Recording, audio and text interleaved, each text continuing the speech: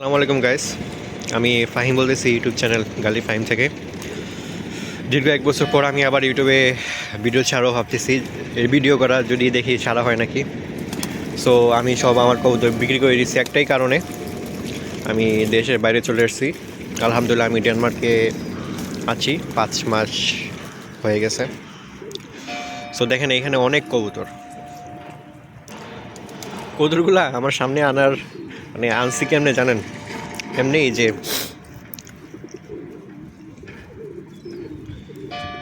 এইভাবেই যে আমি জাস্ট খাবারটা ছিটিয়ে দিছি, আর ওরা একটা আসছিল, কাক আসছিল, পরে এখন দেখা দেখি অনেক কবুতর চলে আসছে। দেখেন এখানে দেওয়ার সাথে সাথে কবুতরগুলো চলে আসছে। তো ডেনমার্ক বা ইউরোপ শহরে এগুলো কমন, ওরা সবসময়ই আশেপাশেই থাকে। আপনি যদি একটু ছিটায় দেন তাহলে কবুতরগুলো চলে আসবে। দেন উপরে পাখিগুলোও ঘুরতেছে, ঠিক আছে। এই যে কাক, একটা কবুতরকে খাবার দিয়েছিলাম, এখন ওরা অনেকগুলো চলে আসছে। সো এরকমই আপনি খাবার ছিটিয়ে দিবেন, কবুতর যেখানেই থাকুক না কেন এক দুইটা থাকলে চলে আসবে। তো আপনাদের সাথে আজকে আবার দেখা করে অনেক ভালো লাগলো ভিডিওতে এসে। ট্রাই করব ডেনমার্কের বিষয় নিয়ে কথা বলতে বা কবুতর নিয়ে কথা বলতে। আমি আমার সব কবুতর সেল করে দিয়েছি, যদিও সেল করে দিয়েছি, বাট ওদের প্রতি ভালোবাসাটা এখনও রয়ে গেছে। আপনারা সবাই আমার জন্য দোয়া করবেন। দেখতে থাকেন অনেক কবুতর।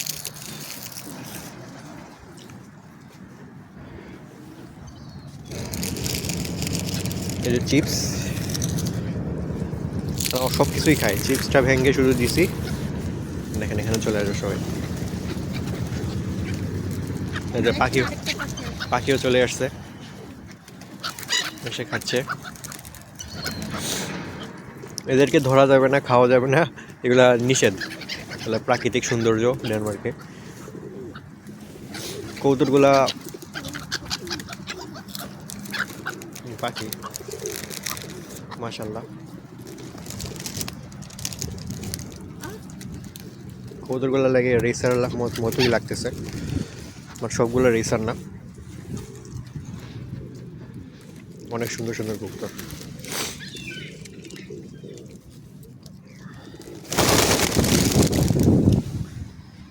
ও, কিসের জন্য সবাই একসাথে চলে গেল আই ডোন্ট নো, বাট সবাই একসাথে ফাল দিছে।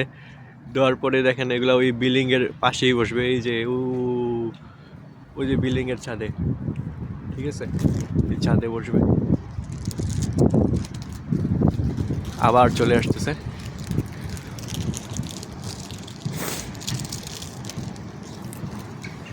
মাশাল্লাহ। তো আমার এই আপডেট এগুলা প্রায় সবগুলার বিল্ডিংয়ের উপরে থাকে, একবার উপরে থাকে। তো এই হচ্ছে আমার আপডেট। আমি ডেনমার্কে আছি, আপনারা সবাই আমার জন্য দোয়া করবেন। ইনশাল্লাহ সামনে আরও ভালো ভালো ভিডিও নিয়ে আসবো, ঠিক আছে গাইস। সবাই ভালো থাকবেন, আল্লাহ হাফেজ, আসসালামু আলাইকুম।